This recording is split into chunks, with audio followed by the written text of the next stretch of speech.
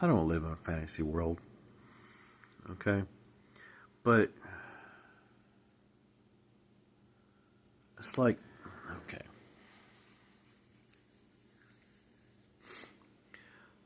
simultaneously have a reputation extending from my childhood, with certain people that know me, transitioning into, you know, teenage years and adulthood, okay? And depending on who you are and what time in my life that I met you, you will have a different opinion of me, okay? But there for a time, I had a reputation for being a badass. And I do not know how that happened exactly. It was not by design. I don't put on pretenses, man. I don't put on airs, right? But I am the type of person that will run towards the gunfire, okay? To see if there's anything I can do to help. And depending on the situation, it's like, well, how can I help? Do I need to return fire? Do I need to take somebody down, or do I need to like pick somebody up and help them out? I can go either way, depending on the situation at the moment. I've got several stories that can illustrate the diametrically opposed point of views that I have. Okay? And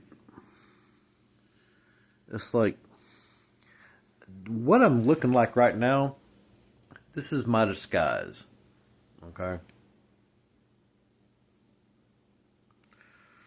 I walk around, I'm 6 feet tall, 190 pounds, looking like this.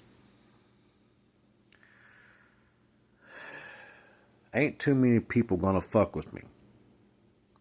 Okay, it's my natural self-defense mechanism that I developed over the years because I got tired of being bullied and picked on. Okay, it's like it wasn't like people can intimidate me physically. Well, I mean, when I was younger, yes, that was absolutely the case. But as I got older, as I matured, I got tired of being bullied. All right. But here's the thing you got to understand. I've never been arrested for anything in my entire life. I'm not saying I got away with murder because I've never killed anybody in my entire life. I've never shot anybody. I've never stabbed anybody. I've been in a few fights, okay? But not as an adult, okay? But it's to the point to where even my own children are afraid to tell me that somebody has abused them or done them wrong, even to the point of, potentially a sexual assault.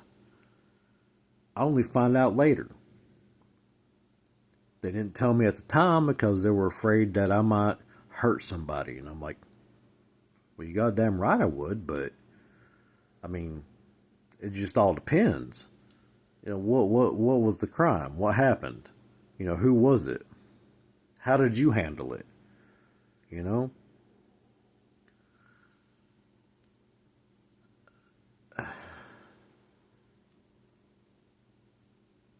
I don't know how to make sense of it because I'm not a violent person. I have a violent temper, okay, but it takes a lot to get me mad. Um, what's y'all's life experience? With conflict. How do you guys handle conflict? My, I do de-escalation. Okay. The first thing I do is like assess the situation and see if there's anything I can say to, help calm the situation down. Now, that's between two other people. Okay? It's like, what happened? What's going on?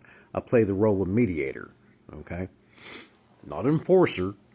Okay, I don't come running in just like, chest out, arms flailing. But if it's me that somebody's being aggressive towards, this has happened many times. I'm like, you okay? You having a bad day? What's going on, man? What's your problem with me?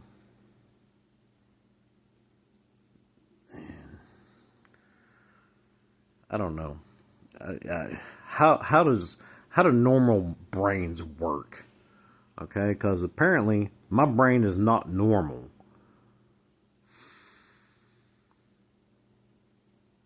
Am I okay? They always ask me at the VA, it's like, you have any thoughts of harming yourself or others? I'm like, well, no, not really. It just depends on the situation. No, I would never harm myself. And I can't say I would never harm somebody else, but it'd take an awful lot for me to get to that point, to harming somebody else.